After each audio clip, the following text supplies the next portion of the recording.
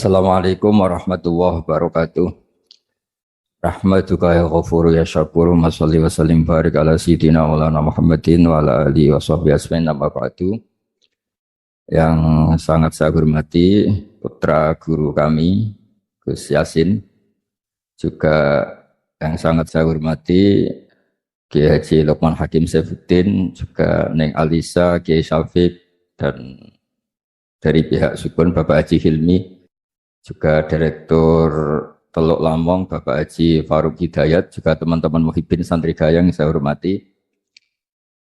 Tadi saya jam 9 pagi tadi ngaji Khataman Bukhari bersama para habaib di Kudus. Alhamdulillah selesai duhur kemudian bisa pulang dan ikut hormat ngaji santri gayang.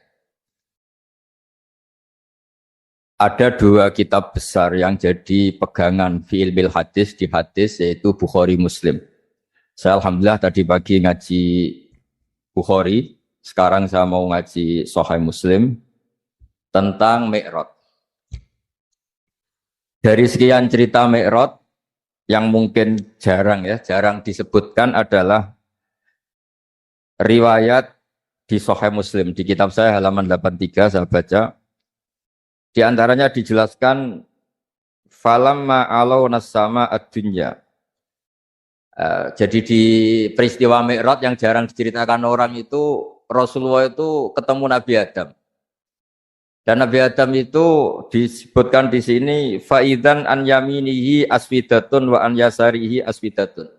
Dari sisi kanan itu ada kelompok besar, dari sisi kiri juga kelompok besar. Saya baca teks aslinya ya, tabarruk ya, supaya dapat berkah dari bahasa Rasulullah SAW. Ini cerita Nabi ketika ketemu Nabi Adam. Fa idza nazara qibala yaminih dhahika, wa idza nazara qibala shimalih baka. Nabi Adam ketika melihat ke kanan itu senyum-senyum, senang sekali. Tapi kalau kamu melihat ke kiri itu nangis. Lalu Rasulullah SAW tanya ke malaikat Jibril, itu siapa? Itu Adam. Dan yang kelompok di kanan itu ahli surga. Maka beliau kalau melihat senang sekali, dan kalau yang di kiri itu ahli neraka, kalau beliau melihat itu susah sekali. Artinya apa? Betapa susahnya jadi Nabi Adam itu. Jadi kalau misalnya ada koruptor ketangkep gitu ya, yang nangkep ya cucunya, yang ditangkep juga cucunya. Kalau kita punya anak 10 itu, terus yang satu misalnya nyuri milik temannya, milik saudaranya itu, sing naboi ya anaknya, yang ditabui juga anaknya. Kayak apa tersiksanya seorang Nabi Adam? Karena nggak punya pilihan, pasti dari sekian kasus dolim dan mazlum, yang mendolimi maupun yang didolimi itu pasti anak cucunya. Jadi betapa susahnya seorang Nabi Adam. Jadi termasuk kearifan kita sebagai manusia itu belajar dari takdir yang kita hadapi, yaitu keterbatasan kita sebagai manusia. Kita harus bisa ngelola kegagalan, terima qadha qadar. Makanya kata Mbah Mun, abahnya Gus Yasin itu sering cerita ke saya, iman itu paling dhuwur itu iman qadha qadar, khairihi wa syarrihi min Allah. Kita harus punya kesiapan iman khairihi wa syarrihi min. Bahwa segala kebaikan, segala syar itu sudah digariskan oleh Allah Ta'ala. Kita bisa apa sebagai manusia? Jadi pertama Nabi Muhammad ketemu di as-sama idunya, langit paling dekat, itu ketemu Nabi Adam dengan kondisi seperti tadi. Kalau melihat ke kanan itu senyum, karena itu anak-anak beliau, turunan beliau yang ahli surga. Kalau melihat ke kiri itu nangis, karena itu cucu beliau yang ditakdir tidak jadi orang baik. Artinya kalau ada peristiwa sosial apa saja, yang satu zalim, yang satu mazlum, atau yang satu benar, yang satu salah, atau sama-sama benar tapi salah paham, itu semua adalah cucu Nabi Adam alaihissalam, dan itu membuat beliau kadang-kadang dohika, kadang-kadang senyum, kadang-kadang baka, kadang-kadang nangis. Jadi itu yang menjadikan tambahnya arifnya Rasulullah SAW.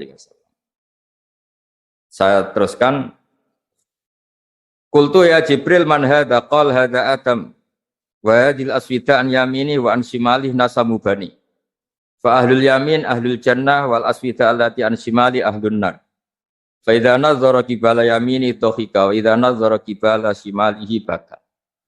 Itu seperti misalnya kita punya anak 5, yang satu sukses jadi profesor doktor atau jadi orang alim, yang satu sekolah saja agak naik, misalnya sudah agak naik, ngentekno dunya itu menghabiskan harta itu kan. Tapi barokahnya itu mungkin kita mau jadi sombong tidak jadi gitu karena punya anak yang nggak sukses. Mungkin barokahnya punya anak nggak sukses itu meredam keangkuhan kita, terus kita menjadi orang yang sopan dengan tetangga, dengan orang lain karena dipaksa punya hal-hal yang seperti itu. Jadi semua yang ditakdir Allah kalau kita ridho itu pasti baik. Karena ya kata yang ngarang kitab hikam itu orang tawadhu itu kalau dinasehati pakai teks saja tidak cukup. Kalau punya utang itu tawadhu sendiri gitu. Guyonannya orang-orang kiai gitu gitu.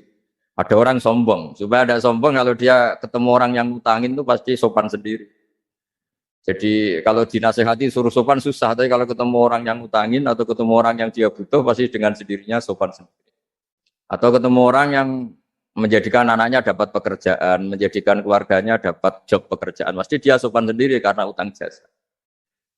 Nah kalau kita pasti sopan sama orang yang ngutangi kita, yang menolong kita, apalagi dengan Allah Ta'ala yang semua yang kita pakai pasti dari Allah. Dengan demikian sudah keharusan kita sangat-sangat sopan pada Allah Ta'ala.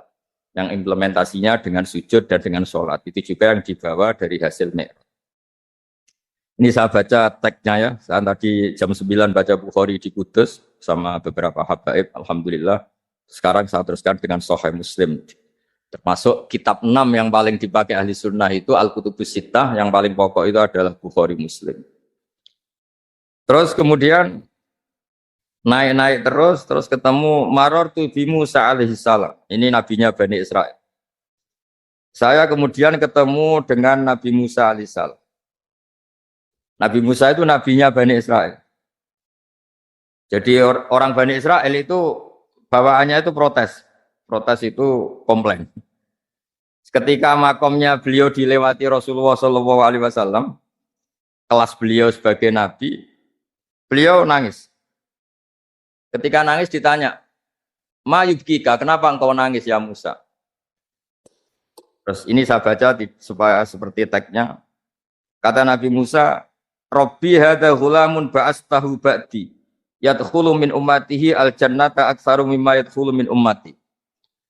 Ini lelaki atau nabi junior, nabi yang datangnya setelah saya, mestinya senior saya. Tapi nabi ini sukses, umatnya lebih banyak masuk surga ketimbang saya. Ini yang bikin saya nangis. Jadi pikirannya Nabi Musa kalau beliau senior, beliau lebih dulu ya umatnya lebih banyak masuk surga. Ternyata enggak. Masih banyak umatnya Rasulullah SAW. Dan ini gaya beliau yang suka protes itu berkah karena protesnya orang soleh. Saya ulang lagi, apa-apa kalau dilakukan orang soleh itu pasti baru. Ketika Rasulullah dapat perintah 50 sholat, itu Nabi Ibrahim pertama yang dilewati karena di langit paling atas dibanding nabi-nabi yang lain. Itu Nabi Ibrahim diam karena beliau tidak punya tradisi protes. Semua nabi diam karena Allah memerintahkan pasti sudah bagus lah, sudah diukur kekuatan hambanya. Tapi ketika Nabi Musa, beliau orang pertama komplain. Dapat apa kamu ya Muhammad? Dapat 100 sholat, dapat 50 sholat. Apa komentar Nabi Musa? Umat saya lebih gagah-gagah, lebih keren-keren. Pernah saya uji itu tidak ada yang mampu, apalagi umat kamu. Maka kamu mintalah keringanan. Fas'alhu takhfif, kamu harus minta keringanan. Masyhur itu riwayat itu. Kemudian Nabi minta keringanan sama Allah dipotong hanya 5. 5 masih 45, dipotong lagi 5 masih 40 sampai 9 kali pemotongan. Akhirnya jadi 5 sholat. Itu satu menjadi pelajaran bahwa hubungan dengan Allah Ta'ala itu tidak perlu malu. Karena Allah itu suka kalau dimintain. Mestinya kan dipotong 5, minta lagi sungkan. Dipotong lagi 5, minta lagi sungkan. Tapi ternyata berkali-kali. Bahkan ketika sudah 5 itu Nabi Musa masih bilang, ya Muhammad minta lagi keringanan. Jadi kalau itu dikabulkan itu jadi tidak ada sholat. Itu kalau 5 masih minta. Nah, sampai Rasulullah itu tanya ke Jibril, ya Jibril bagaimana dengan gaya komplainnya Nabi Musa? Hiddah itu sering komplain. Jawabnya malaikat Jibril, ya roh hiddah, Allah tahu betul tentang komplainnya Musa dan Allah senang. Ya karena bawaan beliau begitu. Ini penting saya utarakan bahwa dalam Islam itu orang yang lemah lembut, yang samahah, Allahun halim, kayak Nabi Ibrahim itu juga Allah suka. Yang suka komplain tapi demi hak, bukan demi konflik. Saya ulang lagi, demi hak, bukan demi konflik. Juga Allah suka. Itu kita menjadi dapat sholat yang hanya 5, itu barokahnya komplainnya Nabi Musa. Karena kita yang lemah ini diukur dengan umat beliau yang kuat, ternyata umat beliau tidak kuat. Barokahnya tidak kuat itu dipakai tolak ukur, apalagi umatmu ya Muhammad. Kemudian itu yang menjadikan Nabi sebagai orang yang sangat tawaduk, karena yang merintahkan itu senior.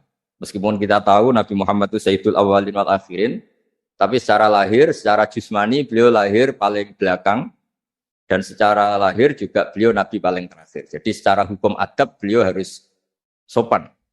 Tentu sopan itu jadi panutan kita. Meskipun kita tahu hakikat beliau adalah Sayyidul Awwalin wal Akhirin. Secara hakikat. Nanti kita bicara lebih jauh tentang jusmani dan rohani. Nah akhirnya keturutan sampai 5 sholat yang kita lakukan sekarang itu barokahnya komplainnya Nabi Musa. Banyak di cerita-cerita kitab hadis. Ketika Nabi Musa ngaji sama Nabi Khidir, itu komplainnya Nabi Musa menjadi fikih yang luar biasa, kata kitab Ibnu Hajar al-Asqalani, Fathul Bari. Ketika beliau ngaji sama Nabi Khidir, kemudian Nabi Khidir itu dipinjemin perahu sama masyarakat. Sudah dipinjemin karena beliau majanan ya, dikasih gratis. Tapi di tengah-tengah perjalanan perahunya itu dilubangi. Nabi Musa komplain, akhirat tahal itu friko ahla, masa kamu lubangin padahal kamu naik, nanti gimana, kamu sudah pinjem, nggak bayar, masih ngerusak lagi, itu apa-apaan. Nabi Khidir ya rileks saja, ilmu kamu belum cukup untuk menganalisis ini. Begitu juga ada 3 peristiwa yang Nabi Musa itu selalu komplain. Apa yang dikatakan Ibnu Hajar al-Asqalani itu kitab yang sangat bagus sekali. Justru dengan protes itu Nabi Musa punya kelas di atas Nabi Khidir, karena orang nggak boleh sukut alal mungkar, karena secara fikih orang itu nggak boleh mendiamkan sesuatu yang buruk. Kita tahu dalam aturan fikih di antara kewajiban kita adalah ingkarul mungkar, mengingkari sesuatu yang memang harus diingkari. Ya meskipun tentu tidak dengan sikap destruktif yang merusak dan apa, tapi yang nggak baik tentu kita ingkar. Perilaku Nabi Khidir yang melubangi perahu yang tidak miliknya, padahal yang punya perahu sudah menonton, itu perilaku yang nggak baik. Sehingga Nabi Musa protes. Justru protesnya Nabi Musa ini menjadikan beliau selalu di kelas fikih terbaik, yaitu ingkarul mungkar, mengingkari barang yang harus diingkari. Tapi tentu Nabi Khidir juga nggak salah, karena beliau punya perhitungan di depan nanti itu ada begal-begal, ada kekuatan yang nggak baik, yang selalu akan membegal perahu-perahu yang kondisinya sempurna.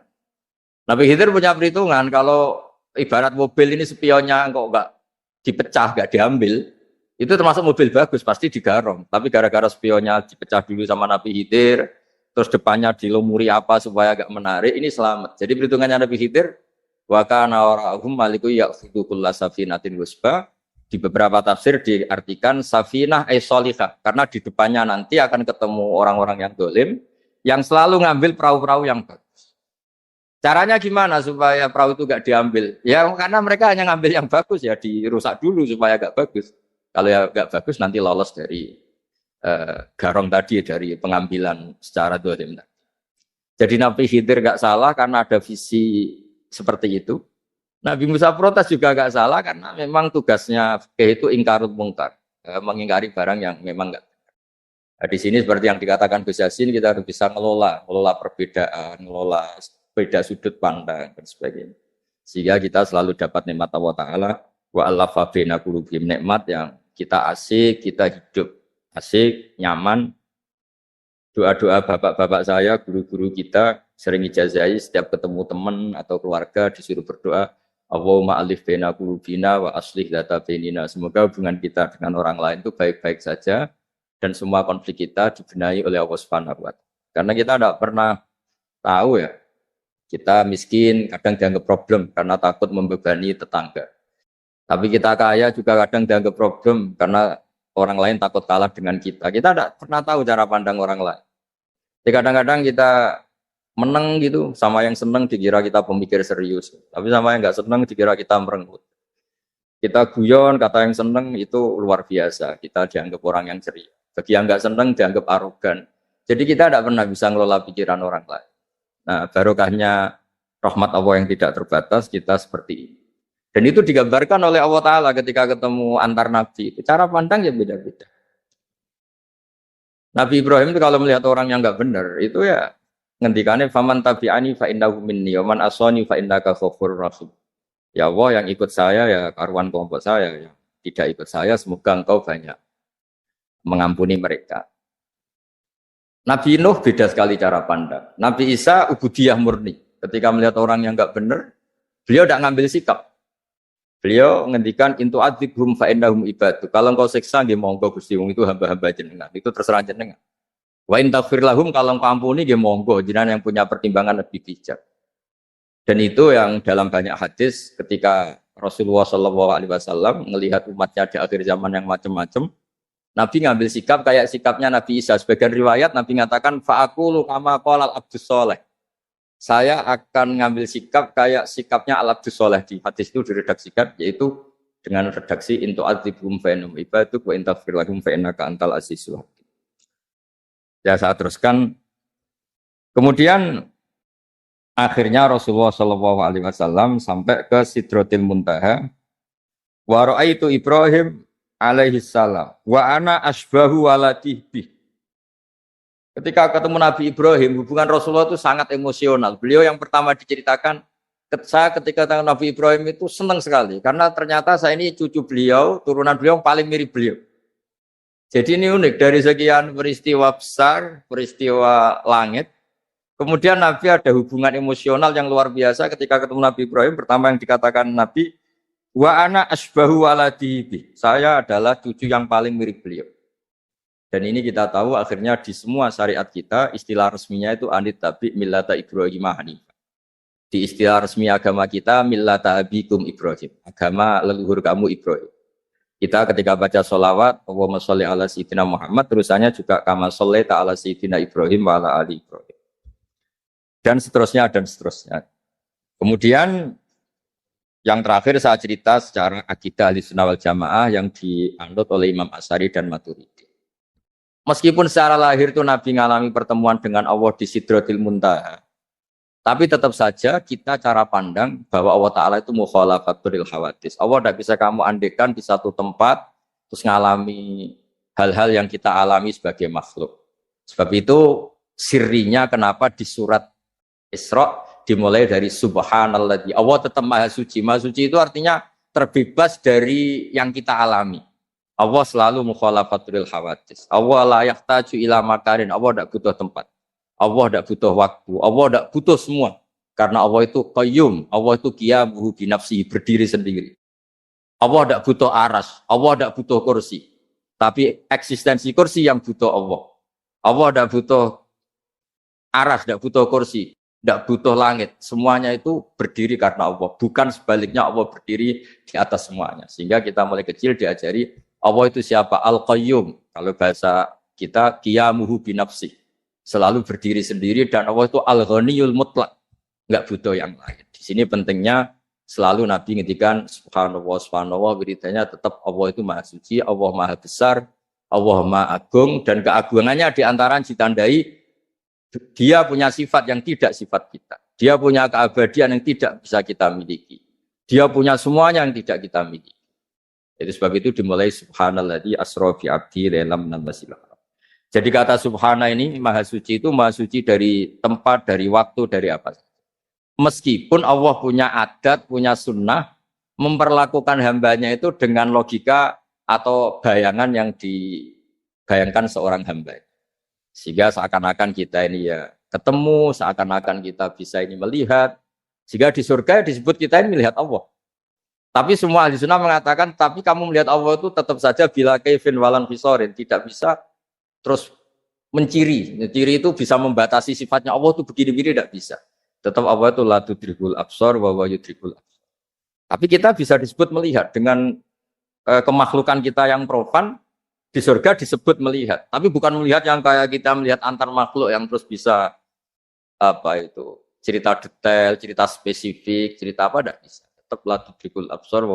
Ini hebatnya ulama-ulama kita selalu cerita Mi'raj, cerita nazar ila wa fil jannah, melihat Allah di surga. Tapi bersamaan dengan itu selalu cerita Allah itu mukhalafatul hawadis, Allah itu laisa kamitslihi syai'un. Jadi terima kasih Gajang utamanya pada Gus Yasin dan yang membantu semuanya.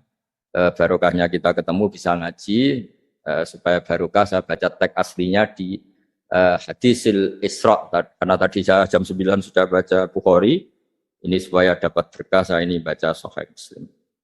Sekian dan semoga barokah. Assalamualaikum warahmatullahi wabarakatuh. Satu aja.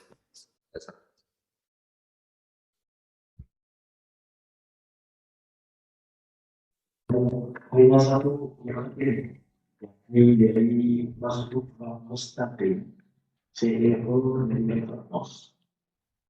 Waktu dan tempat kami persilakan. Bismillahirrahmanirrahim. Matur nuwun waktunya. Ngapunten Gus Bahat niki badhe tanggep berkaitan dengan sholat nih, sholat atau sholat khusyuk yang diperintahkan oleh Allah Subhanahu Wa Taala. Kenapa bila mungkin dilihat ayat-ayat yang lain tentang inna sholat tanha 'anil fahsya' wal munkar, tapi kita melihat bahwa ada banyak orang sholat termasuk saya sendiri masih banyak buat fahsya dan munkar juga gitu. Nah ini apakah perintahnya itu harus melakukan sholat dengan khusyuk gitu sehingga bisa tanha 'anil fahsya' wal munkar. Matur nuwun Gus.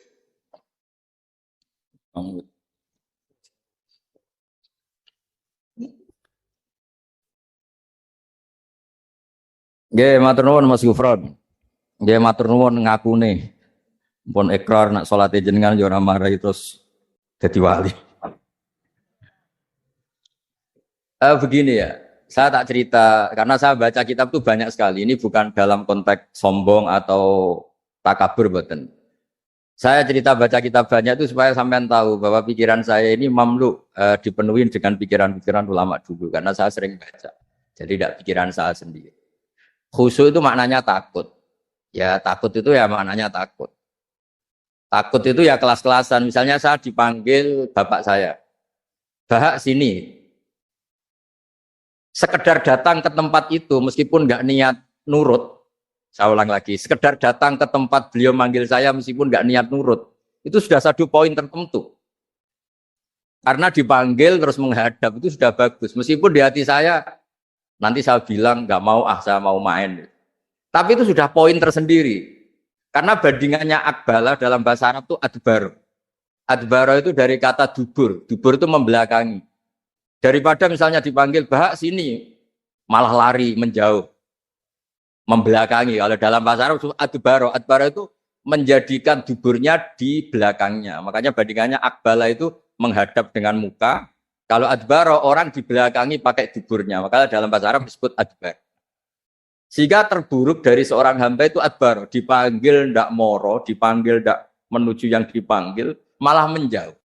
Nah menjauh ini dalam bahasa Arab itu kadang dibahasakan tawalla. Tawalla itu mengo itu menghindari, atau adbaro membelakang. Jadi kalau Anda sholat kok masih sering salah, dan saya yakin semua orang juga gitu kalau nggak nabi, nggak wali, itu ada ya kesalahan-kesalahan yang tidak fatal-fatal banget karena ada kebaikan yang Anda lakukan, yaitu ketika Anda dipanggil, Anda istijabah, Anda mengiyakan dengan menghadap. Ya, itu sudah bagus. Nah setelah menghadap ternyata disuruh apa itu tidak nurut. Disuruh apa nggak nurut itu satu kesalahan yang tidak mengganggu poin pertama tadi Anda menghadap. Sehingga banyak cerita di hadis-hadis ada sahabat yang zaman itu tidak soleh-soleh banget. Zaman itu, ketika Nabi, saya ini mau sholat ya Rasulullah, tapi jangan diminta berhenti dari begini-begini. Beliau menyebutkan sekian kemungkaran sahabat tadi. Nabi komentarnya itu sayan hahumayakun. Nanti kalau sering sholat lama-lama ya enggak begitu. Nah ini kelirunya kita sebagai manusia. Lama-lama juga baik, itu kita kira itu terus harus sekarang gitu loh. Nah itu keliru, harus sekarang itu keliru. Bisa saja kita ini setiap sholat pasti sudah ditulis Allah, nanti itu mati baik. Delala nanti habis asar sebelum kita maksiat sudah mati, habis sisa sebelum kita maksiat lagi sudah mati. Dari barokahnya sholat itu ada waktu yang potensi ya, potensi sholat itu akhir kenangan kita. Sholat itu identitas kita, sholat itu status kita. Nah, karena kita sholat itu pakai niat itu komitmen. Sementara kalau Anda maksiat itu tidak pakai niat karena zalla. Zalla itu ya ada niat maksiat, tahu-tahu mungkin di bis ketemu orang cantik, terus agak jelalatan. Tapi kan tidak niat. Tapi kalau sampai sholat kan datang ke masjid, bayangkan diimami ini, nanti kamu takbir, nanti kamu baca ini, baca ini. Jadi benar-benar komitmen. Itu status kita. Kata Said Zabidi disebut mautinuhu wa haqiqatuh. Baiknya umat Islam itu kalau taat itu mautinu, itu alamat resminya, itu statusnya, kata Said Zabidi. Tapi kalau dia maksiat itu zallah itu kepleset. Jadi tidak pernah jadi status kita. Semoga semua maksiat kita ini tidak status, tapi zallah. Tapi ketika taat itu status, hakikat kita. Maka fal'ubudiyah ya haqiqatuh wa mautinuhu wa dhatuh. Ini kata Said Abdul Az-Zabidi, pengarang Ithaf. Orang Islam itu orang yang ketika ibadah itu identitasnya.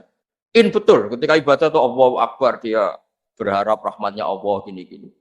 Nah ketika salah, dia zallah. Dia ngantor ya ada niat korupsi, dia ingin memenai negara ini. Dia nyai juga gak ingin macam-macam. Ya tapi karena manusia terus ada zallah.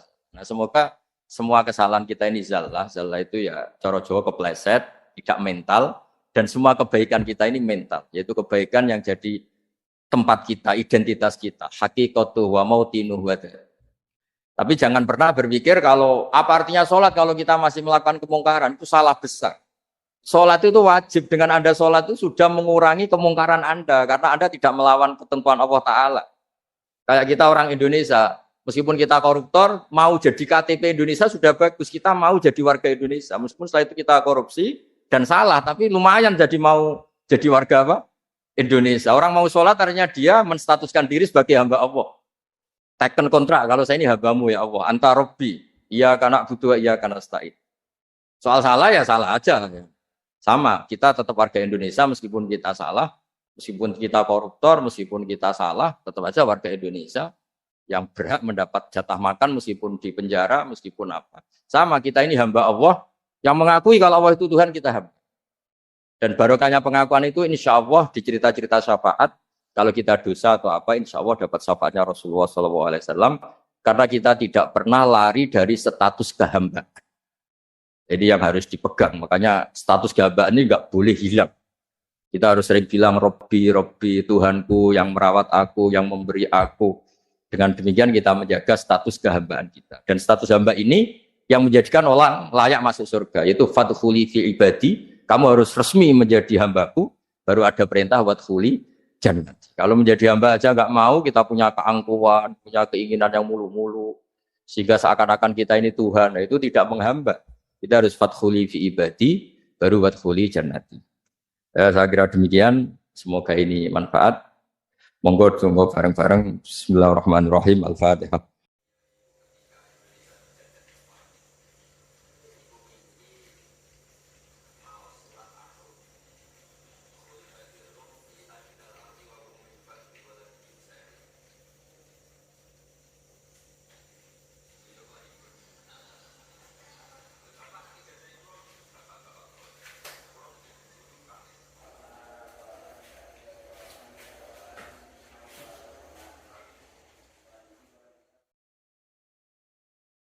Assalamualaikum warahmatullahi wabarakatuh. Rahmatuka ya ghafuru ya syakuru. Masalli wa sallim barik ala sayyidina maulana Muhammadin wa ala alihi wa sahbihi asmain nama ba'du. Yang sangat saya hormati putra guru kami Gus Yasin, juga yang sangat saya hormati Kiai Haji Lukman Hakim Saifuddin, juga Neng Alisa, Kiai Syafiq, dan dari pihak Sukun Bapak Haji Hilmi, juga Direktur Teluk Lamong Bapak Haji Faruk Hidayat, juga teman-teman muhibbin santri gayang yang saya hormati. Tadi saya jam 9 pagi tadi ngaji Khataman Bukhari bersama para habaib di Kudus. Alhamdulillah selesai duhur, kemudian bisa pulang dan ikut hormat ngaji santri gayang. Ada dua kitab besar yang jadi pegangan fi ilmil hadis di hadis, yaitu Bukhari Muslim. Saya alhamdulillah tadi pagi ngaji Bukhari, sekarang saya mau ngaji Sahih Muslim tentang Mi'raj. Dari sekian cerita Mi'raj yang mungkin jarang disebutkan adalah riwayat di Sahih Muslim. Di kitab saya halaman 83 saya baca. Di antaranya dijelaskan falamma alawna sama ad-dunya.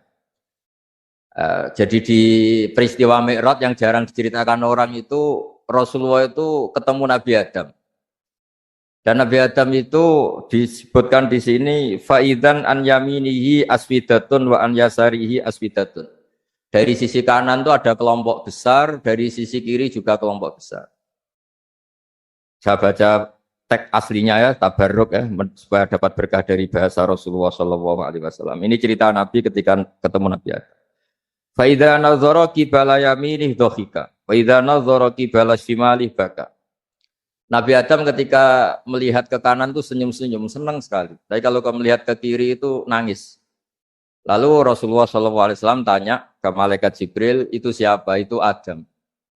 Dan yang kelompok di kanan itu ahli surga, maka beliau kalau melihat senang sekali, dan kalau yang di kiri itu ahli neraka, kalau beliau melihat itu susah sekali.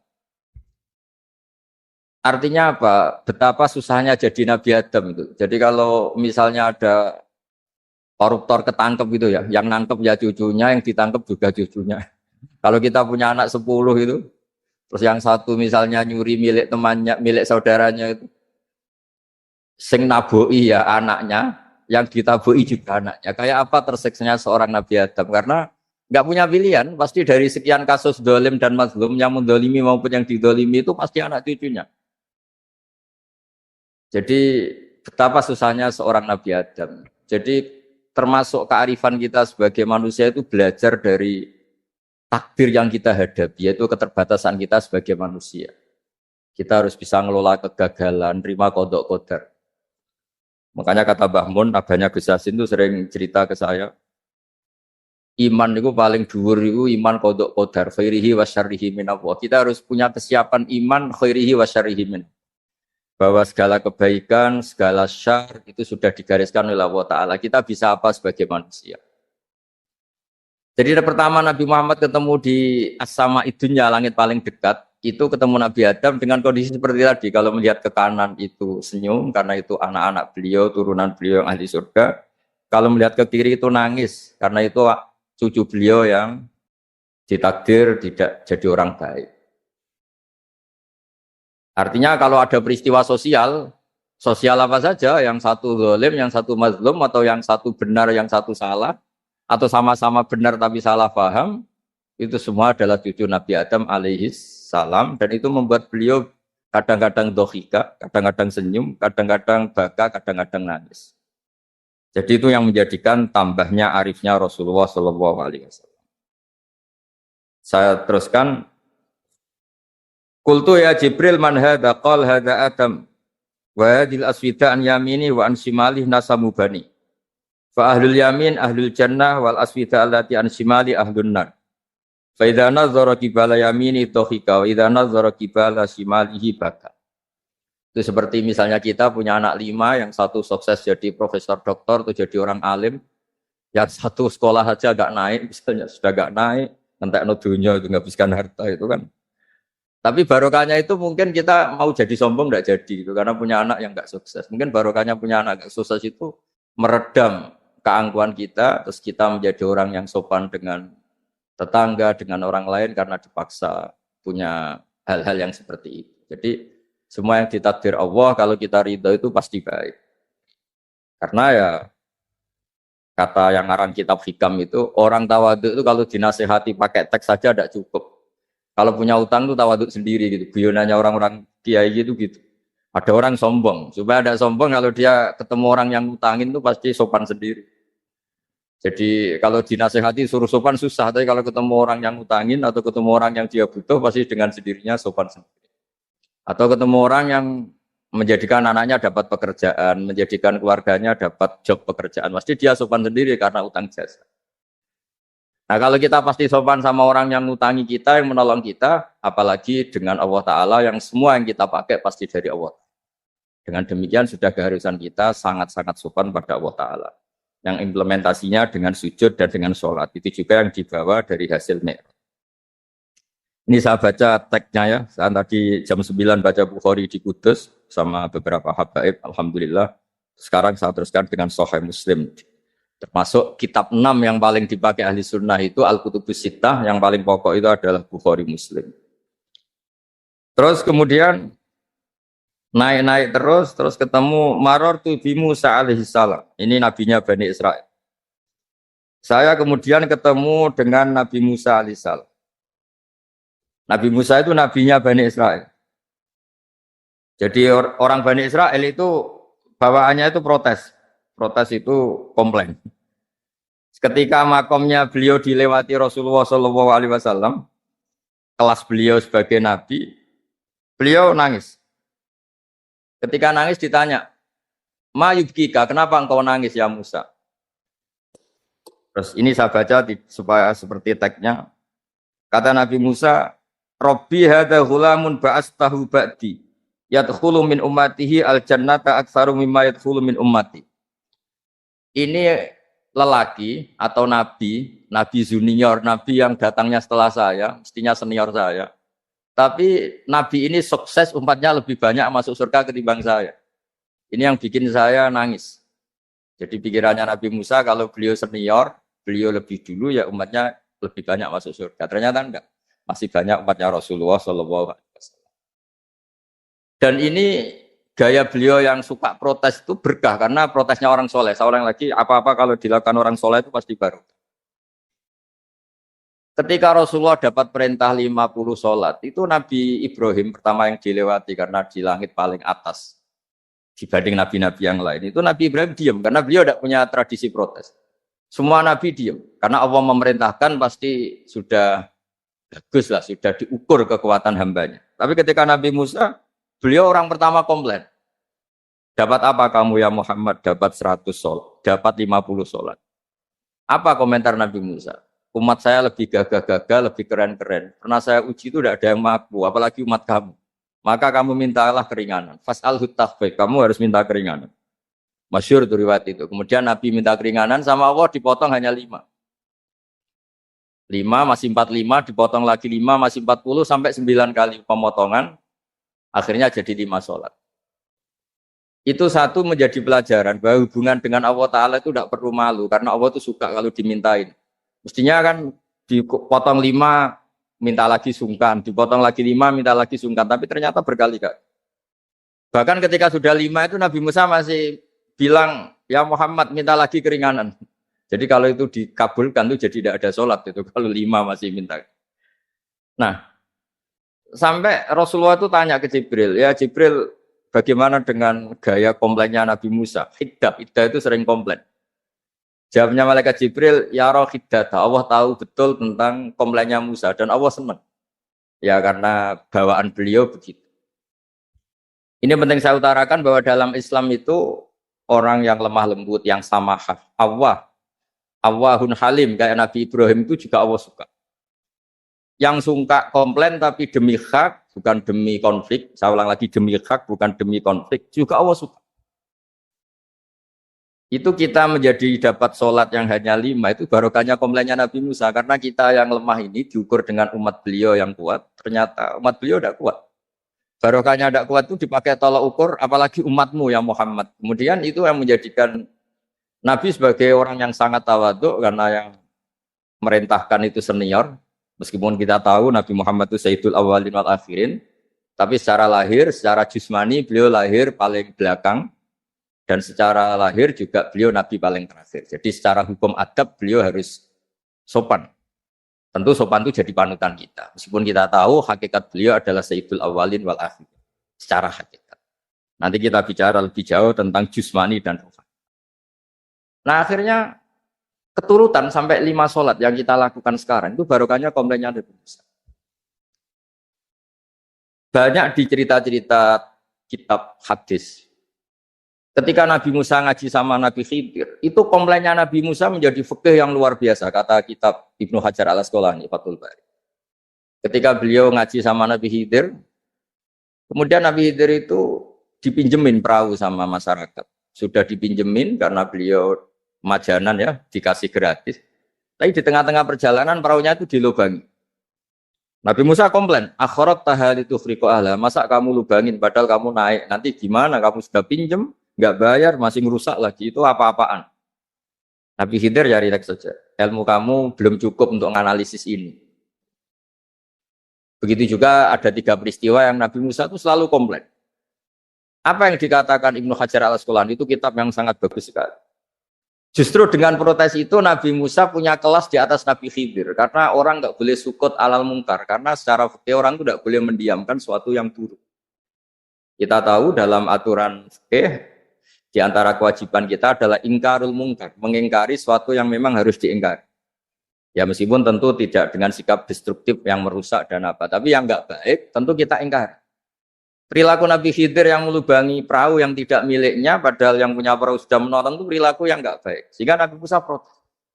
Justru protesnya Nabi Musa ini menjadikan beliau selalu di kelas fikih terbaik, yaitu ingkarul mungkar, mengingkari barang yang harus diingkari. Tapi tentu Nabi Khidir juga nggak salah, karena beliau punya perhitungan, di depan nanti itu ada begal-begal, ada kekuatan yang nggak baik, yang selalu akan membegal perahu-perahu yang kondisinya sempurna. Nabi Khidir punya perhitungan, kalau ibarat mobil ini spionnya kok nggak dipecah, nggak diambil, itu termasuk mobil bagus, pasti digarong. Tapi gara-gara spionnya dipecah dulu sama Nabi Khidir, terus depannya dilumuri apa supaya agak menarik, ini selamat. Jadi perhitungannya Nabi Khidir, wa kana warahum maliku ya'khudhu kulla safinatin wasba. Di beberapa tafsir diartikan safinah solihah, karena di depannya nanti akan ketemu orang-orang yang dolim, yang selalu ngambil perahu-perahu yang bagus. Caranya gimana supaya perahu itu gak diambil? Ya karena mereka hanya ngambil yang bagus, ya dirusak dulu supaya gak bagus. Kalau ya gak bagus nanti lolos dari garong tadi, dari pengambilan secara dolim tadi. Jadi Nabi Khidir gak salah karena ada visi seperti itu. Nabi Musa protes juga gak salah karena memang tugasnya itu ingkarul mungkar, mengingkari barang yang memang gak. Nah, di sini seperti yang dikatakan Gus Yassin, kita harus bisa ngelola perbedaan, ngelola beda sudut pandang dan sebagainya. Sehingga kita selalu dapat nikmat Allah Ta'ala, wa allafa baina qulubihim, nikmat yang kita asik, kita hidup asik, nyaman. Doa-doa bapak-bapak saya, guru-guru kita sering ijazahi setiap ketemu teman atau keluarga disuruh berdoa, Allahumma alif baina qulubina wa aslih dzata bainina. Semoga hubungan kita dengan orang lain itu baik-baik saja dan semua konflik kita dibenahi oleh Allah Subhanahu wa Ta'ala. Karena kita tidak pernah tahu ya, kita miskin kadang dianggap problem karena takut membebani tetangga. Tapi kita kaya juga kadang dianggap problem karena orang lain takut kalah dengan kita. Kita tidak pernah tahu cara pandang orang lain. Jadi kadang-kadang kita menang gitu, sama yang senang dikira kita pemikir serius. Tapi sama yang nggak senang dikira kita merenggut. Kita guyon, kata yang senang itu luar biasa. Kita dianggap orang yang ceria. Bagi yang nggak senang dianggap arogan. Jadi kita tidak pernah bisa ngelola pikiran orang lain. Nah, barokahnya rahmat Allah yang tidak terbatas, kita seperti ini. Dan itu digambarkan oleh Allah Ta'ala ketika ketemu antar Nabi. Cara pandang ya beda-beda. Nabi Ibrahim itu kalau melihat orang yang nggak benar, itu ya ngendikannya faman tabi'ani fa innahu minni wa man asani fa innaka ghafurur rahim. Ya Allah, yang ikut saya ya karuan kelompok saya, yang tidak ikut saya semoga engkau banyak mengampuni mereka. Nabi Nuh beda sekali cara pandang. Nabi Isa ubudiyah murni. Ketika melihat orang yang enggak benar, beliau tidak ngambil sikap. Beliau ngendikan intu adzibhum fa innahum ibadu. Kalau engkau siksa nggih monggo Gusti, wong itu hamba-hamba jenengan. Itu terserah jenengan. Wa in taghfir lahum, kalau engkau ampuni nggih monggo, jenengan yang punya pertimbangan lebih bijak. Dan itu yang dalam banyak hadis ketika Rasulullah SAW melihat umatnya di akhir zaman yang macam-macam, Nabi ngambil sikap kayak sikapnya Nabi Isa. Sebagian riwayat Nabi mengatakan fa'aqulu kama qala al-abdus soleh. Saya akan ngambil sikap kayak sikapnya al-abdus soleh. Di hadis itu diredaksikan yaitu dengan redaksi intu adzibhum fa innahum ibaduk wa in taghfir lahum fa innaka antal azizul hakim. Ya saya teruskan. Kemudian akhirnya Rasulullah SAW sampai ke Sidratil Muntaha. Wa ra'aitu Ibrahim alaihi salam wa ana asbahu waladih bih. Ketika ketemu Nabi Ibrahim, hubungan Rasulullah itu sangat emosional. Beliau yang pertama diceritakan, saya ketika ketemu Nabi Ibrahim itu senang sekali karena ternyata saya ini cucu beliau, turunan beliau paling mirip beliau. Jadi ini unik, dari sekian peristiwa besar, peristiwa langit, kemudian Nabi ada hubungan emosional yang luar biasa ketika ketemu Nabi Ibrahim. Pertama yang dikatakan Nabi, wa ana asbahu waladihi. Saya adalah cucu yang paling mirip beliau. Dan ini kita tahu akhirnya di semua syariat kita istilah resminya itu anit tabi millata Ibrahim hanifah. Di istilah resmi agama kita millata abikum Ibrahim, agama leluhur kamu Ibrahim. Kita ketika baca sholawat, Allahumma sholli ala sayyidina Muhammad, terusannya juga kama shollaita ala sayyidina Ibrahim wa ala ali Ibrahim. Dan seterusnya, dan seterusnya. Kemudian yang terakhir saya cerita secara akidah Ahlussunnah wal Jamaah yang dianut oleh Imam Asy'ari dan Maturidi. Meskipun secara lahir itu Nabi mengalami pertemuan dengan Allah di Sidratil Muntaha, tapi tetap saja kita cara pandang bahwa Allah Ta'ala itu mukhalafatul hawadis. Allah tidak bisa kamu andekan di satu tempat terus ngalami hal-hal yang kita alami sebagai makhluk. Sebab itu sirinya kenapa di surat Isra dimulai dari subhanalladzi. Allah tetap maha suci. Maha suci itu artinya terbebas dari yang kita alami. Allah selalu mukhalafatul hawadis. Allah la yahtaju ila makarin. Allah tidak butuh tempat. Allah tidak butuh waktu, Allah tidak butuh semua. Karena Allah itu qayyum, Allah itu qiyamuhu binafsihi, berdiri sendiri. Allah tidak butuh aras, Allah tidak butuh kursi. Tapi eksistensi kursi yang butuh Allah.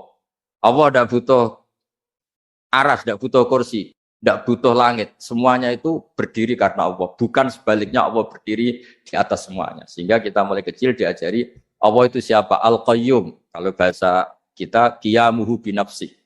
Selalu berdiri sendiri dan Allah itu al-ghaniyul mutlak, enggak butuh yang lain. Di sini pentingnya selalu Nabi ngintikan subhanallah wiridanya tetap Allah itu maha suci, Allah maha besar, Allah maha agung, dan keagungannya diantara ditandai dia punya sifat yang tidak sifat kita. Dia punya keabadian yang tidak bisa kita miliki.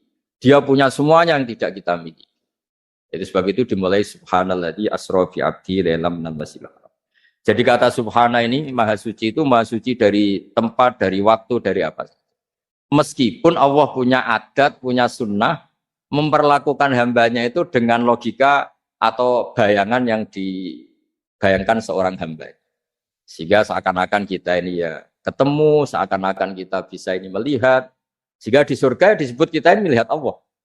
Tapi semua ahli sunnah mengatakan, tapi kamu melihat Allah itu tetap saja bila kaifin walan fisorin, tidak bisa terus menciri itu bisa membatasi sifatnya Allah itu begini-begini tidak bisa. Tetap Allah itu la tudrikul absar wa huwa yudrikul absar. Tapi kita bisa disebut melihat dengan kemakhlukan kita yang profan di surga disebut melihat. Tapi bukan melihat yang kayak kita melihat antar makhluk yang terus bisa apa itu cerita detail, cerita spesifik, cerita apa tidak bisa. Tetap la tudrikul absar. Ini hebatnya ulama-ulama kita selalu cerita Mi'raj, cerita nazar ilallah fil jannah, melihat Allah di surga, tapi bersamaan dengan itu selalu cerita Allah itu mukhalafatul hawadis, Allah itu laisa kamislihi syai'un. Jadi terima kasih Gajang utamanya pada Gus Yasin dan yang membantu semuanya. Barokahnya kita ketemu bisa ngaji, supaya barokah saya baca teks aslinya di hadisil Isra, karena tadi saya jam 9 sudah baca Bukhari, ini supaya dapat berkah saya ini baca Sahih Muslim. Sekian dan semoga barokah. Assalamualaikum warahmatullahi wabarakatuh. Satu aja.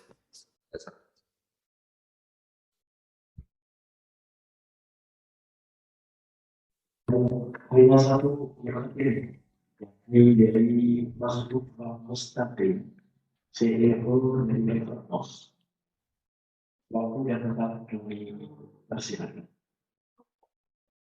Bismillahirrahmanirrahim. Matur nuwun waktunya. Ngapunten Gus Bah niki badhe tanggep berkaitan dengan sholat nih, sholat atau sholat khusyuk yang diperintahkan oleh Allah Subhanahu Wa Taala.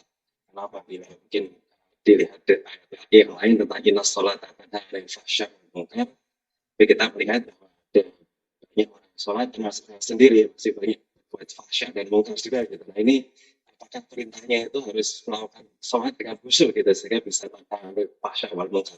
Matur nuwun Gus.